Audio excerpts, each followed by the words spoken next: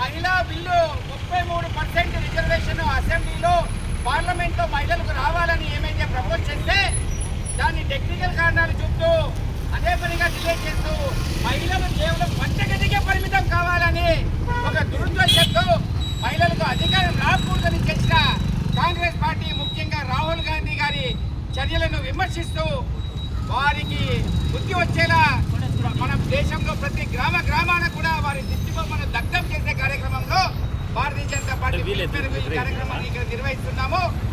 ఒక్కడే మేము చెప్పదలుచుకున్నాము, మహిళలకు అధికారం వస్తే మీకు ఎందుకు అంత చిన్న చూపు, మహిళల మీద మీకు ఎందుకంత చిన్న చూపు అని మేము ప్రశ్నిస్తున్నాము.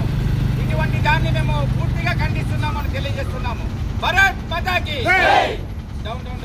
Rahul Gandhi, Rahul Gandhi, down down down down, Rahul Gandhi, Rahul Gandhi, Rahul Gandhi, Rahul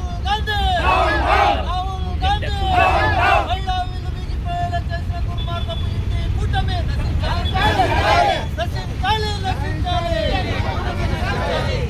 నశించాలి,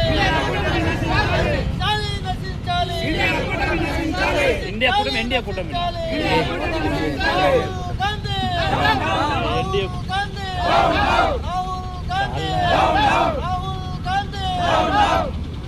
అదే రకంగా దక్షిణాది రాష్ట్రాలకు ఎంపీ స్థానాలు తక్కువ అవుతాయని అబద్ధం మాటలు చెప్తున్నారు. ఏమైతే 23.76% ఉందో ఈ కొత్త బిల్లు వచ్చింది 23.90% అయింది. పార్లమెంట్ స్థానాలు పెరిగిండేది, అది కూడా లేకుండా చేసి మహిళలకు ఈరోజు త్రిపురమైన అన్యాయం చేశారు.